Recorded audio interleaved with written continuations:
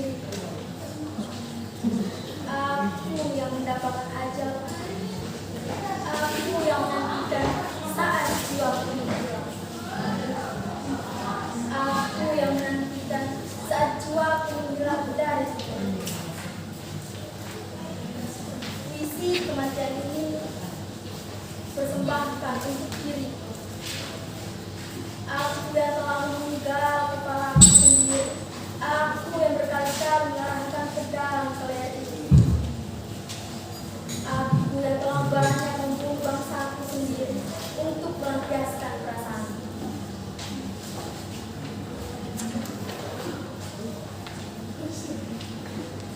Puisi kematian ini tulis untuk diriku. Aku yang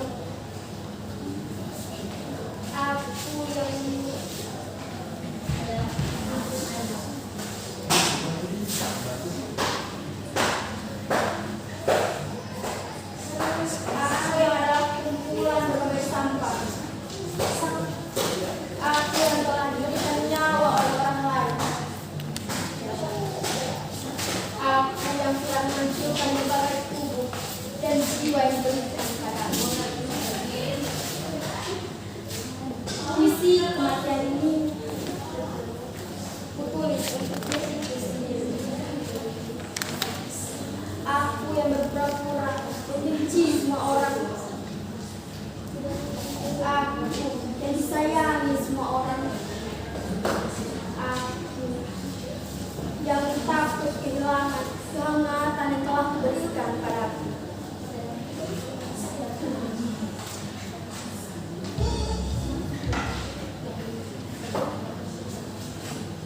Puisi kematian ini ditulis untuk dia yang paling aku sayang. Dia yang akan dapat bersisiku saat aku dia yang akan bernyanyi jika tak. Dia yang akan mengulurkan tangannya padaku bila kekuatan jahat menarik.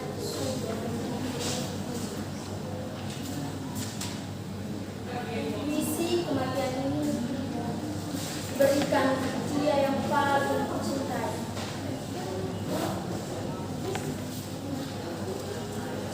Cukup, terima kasih. Sejarah negeri ini selalu mencatat orang-orang yang berani mempertahankan dirinya sebagai pahlawan. Keberanian itulah yang hendak aku tunjukkan pada dunia. Apa kalian akan meninggalkan tempat ini karena hidup kalian telah hilang? Apa kalian akan menyerah hanya karena suara-suara dan bayang menteng nyata itu? Jawab. Nah itu, ketakutan itulah yang membuat kalian kalah. Aku akan tetap di sini. Akan merebut kembali segala milikku yang telah dirampas olehnya. Kalau kalian mau pergi, pergilah.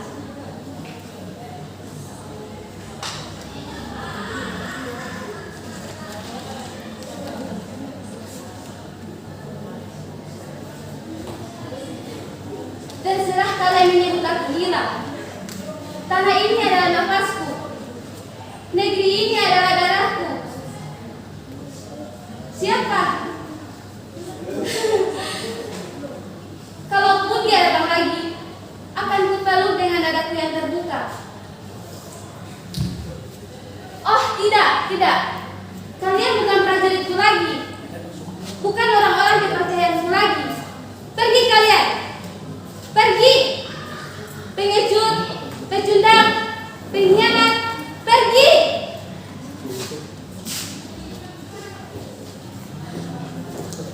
Akulah lagi yang kehilangan. Belum sempat ku menimang matahari yang baru keluar darimu. Belum sempat tunjukkan keringat kita yang berubah menjadi emas kepadanya. Kasihku.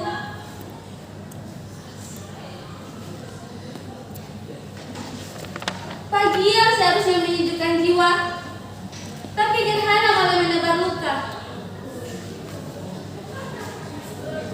Jabatan yang kurai lenyap. Kekayaan yang bertahun-tahun yang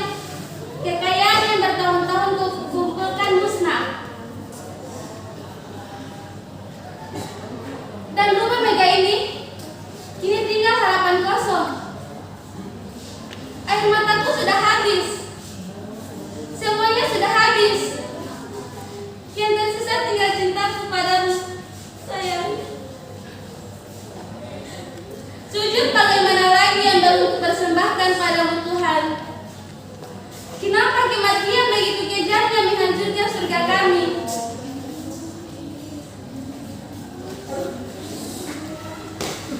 Oke, terima kasih. Suara itu sudah lagi mendengar telinga, indah dan merdu sehingga menusuk ke jiwa. Kalbu yang berombak larang tenang seketika. Badai biru yang acapkali menumpas pantai hati kembali membelai. Pintu hati yang terkunci terbuka luas menjemput masuk bawana sadu berdamai. Allahu Akbar, Allahu Akbar. Ya Allah, sesungguhnya Engkaulah yang maha besar. Aku tunduk pada kudrat dan daratmu. Ingin sekali kuselami marifatmu. Mau rasanya mendampingimu setiap kali bertanda. Naluriku meronta-ronta, ingin mencungkil rahasia di sebalik dugaan ini. Peti suara kejutkan. Ingin sekali melemparkan intonasi suara semaksimal mungkin agar insan-insan itu menyadari dari luka yang masih berdarah. Namun, apalah dayaku, sebanyak manalah kuadratku, aku anak malam, hanya mampu menjahirkan perasaan yang terbuku dengan derayan air mata. Hanya naluriku yang mampu menangis hibah. Berkali-kali aku coba menjerit, meraih meminta ihsan, namun mereka masih tidak mengerti. Aku sudah mulai dibuai perasaan putus asa. Dadaku sebab mengenangkan penderitaan yang telah dan bakal aku temui.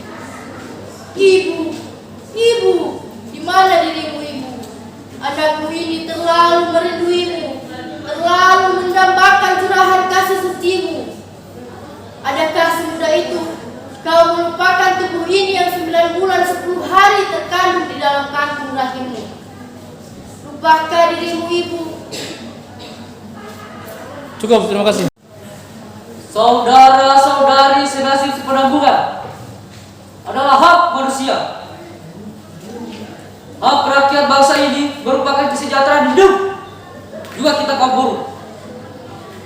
Bertahun-tahun kita memeras keringat, melakukan kewajiban kita sebagai pekerja pabrik ini. Tapi apa yang kita dapat?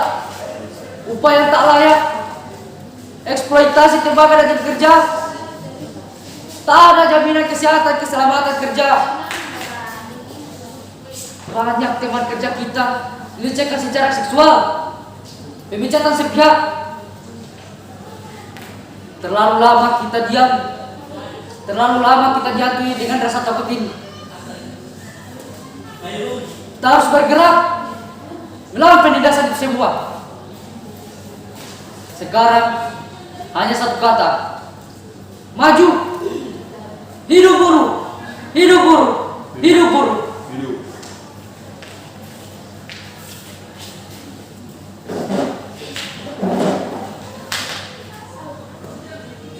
Begitu semangatnya waktu itu. Aku seperti singa yang mengawal dari ribuan penduduk kita. Semua mata tertutup padaku. Mereka diam, entah karena isi orasi atau kalimat-kalimat yang keluar dari mulut budak oleh pria yang terkesan pendiam itu. Aku tak peduli. Yang pasti, aku sudah menyuarakan apa yang kurasakan selama di pabrik itu.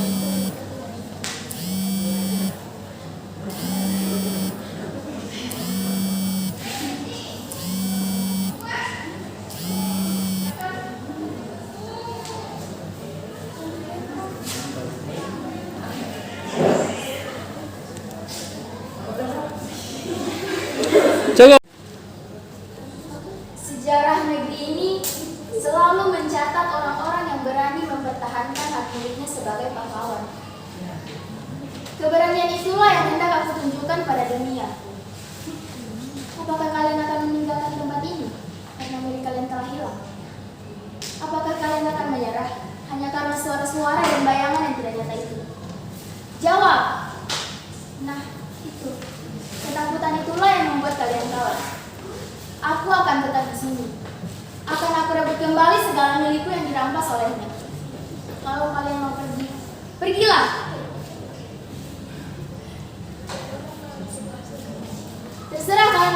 bilang, tanah ini adalah nafasku, negeri ini adalah darahku. Siapa? Kalaupun dia datang lagi, akan aku peluk dengan dadaku yang terbuka. Oh tidak. Kalian bukan prajurit-prajuritku lagi, bukan orang-orang kepercayaanku lagi. Pergi kalian! Pergi! Pergi pengecut! Pecundang pengkhianat, pergi!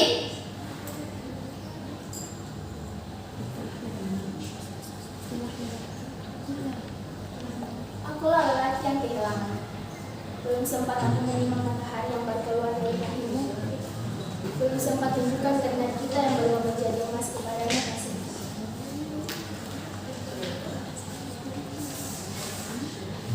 Pagi yang seharusnya menyajikan jiwa, tapi gerhana malah berbaru. Kegelapan menutupi jalan. Tanah kita meleleh.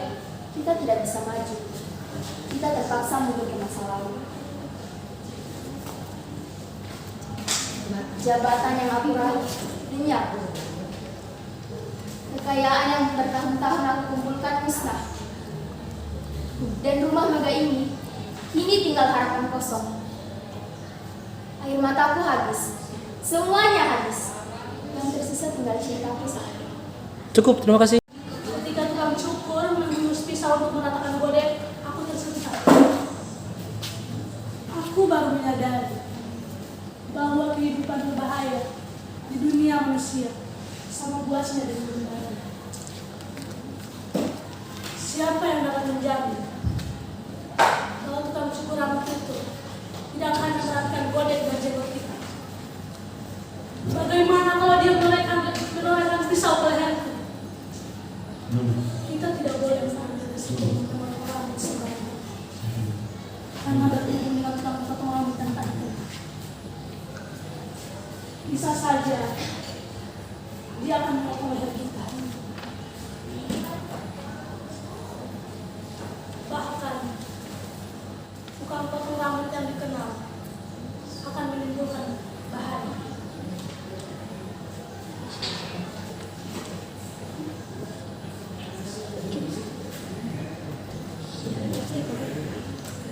Cukup, terima kasih. Di make up dan terus susah ya jadi wawancara. Aku sudah berjalan jauh, aku sudah tak di tempat tinggal lagi. Sanak saudara sudah tak ada lagi.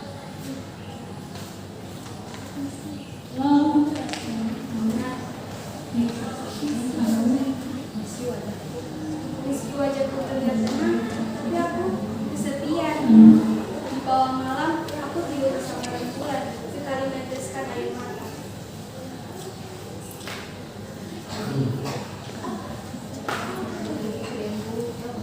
Betul-betul embunnya tak ada apa-apa.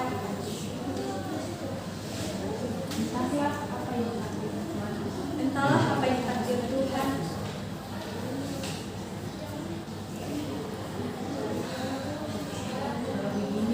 Kalau begini, aku mau makan apa ya toh? Aku harus kerja apa aja aku bisa. Jadi penyanyi, oke lah. Kerja apa lagi? Jadi akuntan. Kalau begini aku sudah lulus dari sarjana ekonomi. 10 tahun loh aku kuliah. Dan akhirnya terselesaikan meski dengan terpaksa. Asal jangan jadi PNS, Bu. Aku nggak mampu.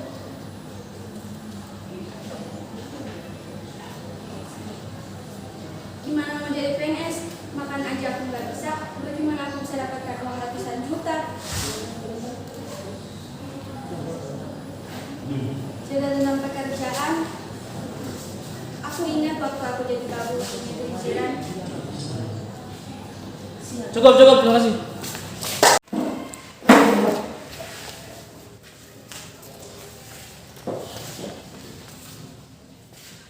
Puisi kematian ini kupersembahkan untuk diriku.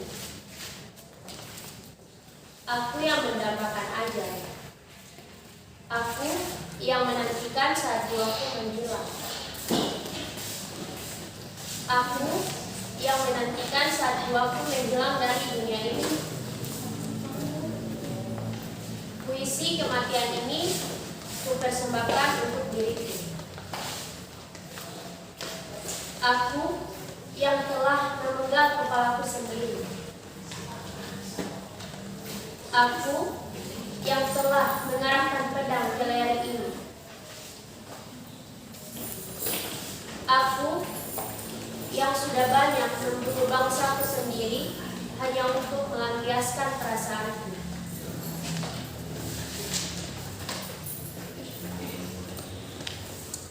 Puisi kematian ini kutuliskan untuk diriku sendiri. Aku adalah kumpulan berbagai sampah. Aku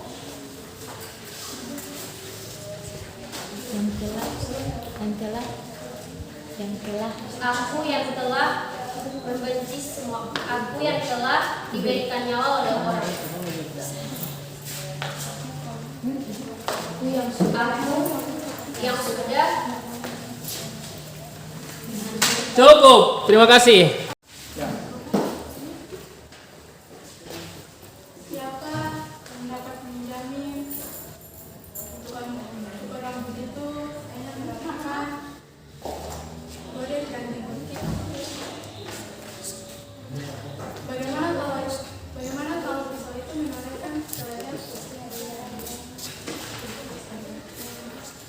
Kita tidak boleh mengambil resiko untuk potong rambut yang batik. Karena berhubungan dengan tukang cukur yang tadi kenali, setiap saat bisa berarti memotong leher. Bahkan tukang cukur yang sudah dikenal pun selalu ada bahaya. Bagaimana kalau pisau yang terbunuh si tangannya itu melibatkan inspirasinya, memanggil kenangan-kenangannya dengan perasaan marah, jengkel, atau keki, mungkin terhadap orang lain. Tapi bisa saja emosi itu sudah menggerakkannya untuk memaksa kita jadi sasaran selepas. Cukup.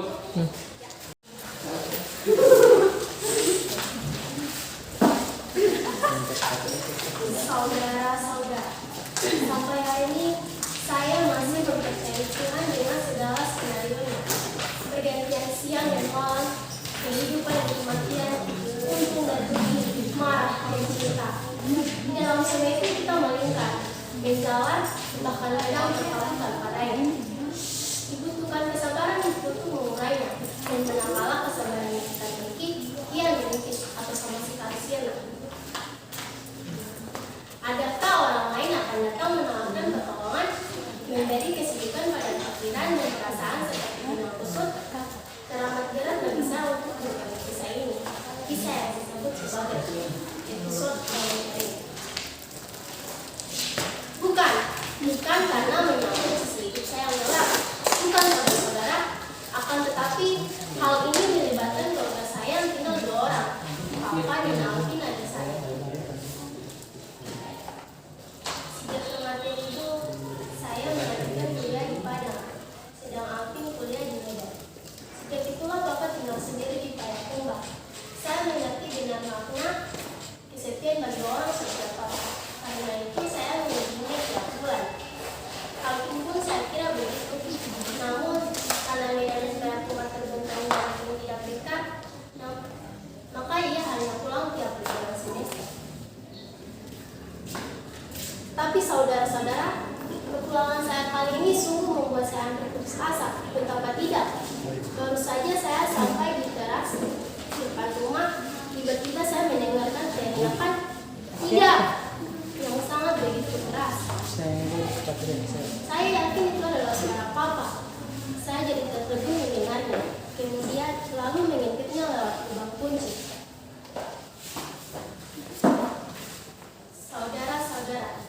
Saudara-saudara tahu apa yang saya lihat? Sungguh di luar dugaan. Saya menyaksikan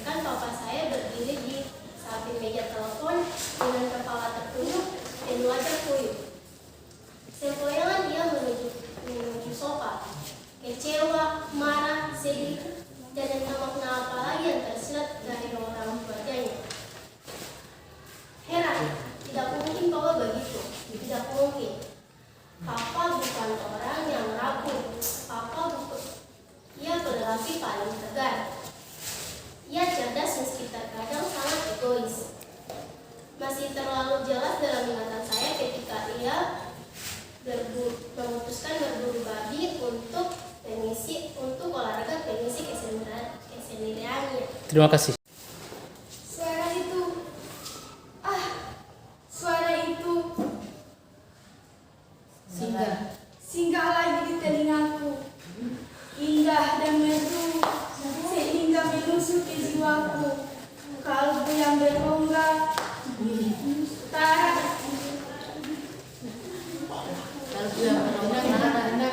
Tara tenang seketika. Badai pilu yang acap kali menghempas pantai hati. Kembali membelai pintu hati. Memercik. Itu hati yang terbuka luas. Memercik. Cukup. Saudara-saudara, sampai saat ini saya masih mempercayai Tuhan dengan segala skenario-Nya. Pergantian siang dan malam, kehidupan dan kematian, untung dan rugi, marah dan cinta. Di dalam semua itu kita melingkar, menjalan, bahkan terpaku tanpa daya. Beragam kisah dilakoni dengan berbagai macam rasa yang terkadang menjelma dan kusut. Dibutuhkan kesabaran untuk mengeranya, dan manakala kesabaran yang kita miliki yang menipis atau sama sekali sirna. Adakah orang lain datang untuk menawarkan pertolongan, memberikan kesejukan pada pikiran dan perasaan seperti benang kusut?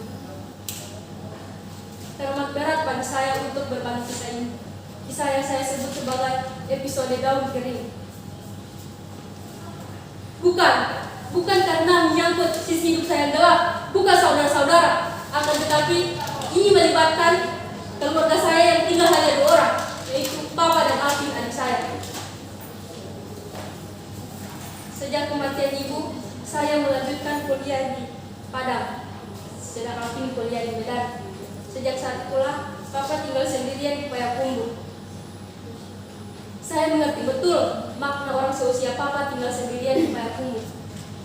Maka, saya mengunjunginya setiap bulan. Alvin pun saya kira begitu. Namun,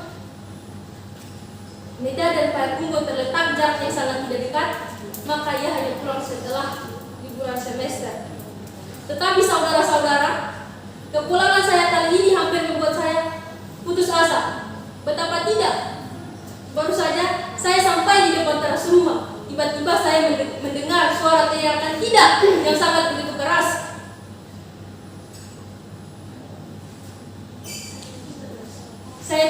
Saya terkejut mendengarnya. Saya yakin itu adalah suara Papa. Cukup. Suara itu terdengar lagi bergendang indah dan sehingga masuk ke yang berkata, Tara tenang seketika. Badai pilu yang acap kali menghempas pantai hati. Kembali berdengar. Pintu hati yang terkunci terbuka luas masuk kawanan syahid mencipta masuk. Allahu Akbar, Allahu Akbar. Ya Allah, sesungguhnya Engkau yang Maha Besar. Aku tunduk pada kodrat dan ingin sekali selalu mendekatmu. Mau rasanya mendampingimu setiap hari. Rindu ini bertanda. Naluriku meronta-ronta juga manusia sekali bulan ini.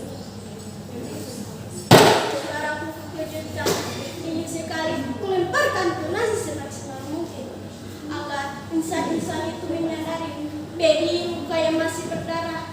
Namun apalah daya, aku hanya anak malam, hanya mampu menjadikan perasaan yang terbuka dengan air mata, hanya mampu menangis. Berkali-kali ku merayu mimpikan sana, namun mereka masih tidak mengerti. perasaan putus asa. Dadaku sesak pengen bercerita ini. Dan aku temui. Ibu, di mana dirimu? Anakmu ini terlalu merinduimu, terlalu mendapatkan belahan kasih sucimu. Adakah kau terlambat? Adakah kau semudah itu melupakan tubuh ini 9 bulan 10 hari terkandung dalam nafsu rahim? Lupakan itu, kau telah susah payah melahirkan ke dunia. Memanglah aku telah ditakdirkan mencipta 46 kromosom yang menjadi zigot yang sempurna. Kejahilan ibu yang pernah membuat wakson menyebabkan air matamu mengalir. Kita manusia itu berhubung dengan cara. Oke, terima kasih, cukup.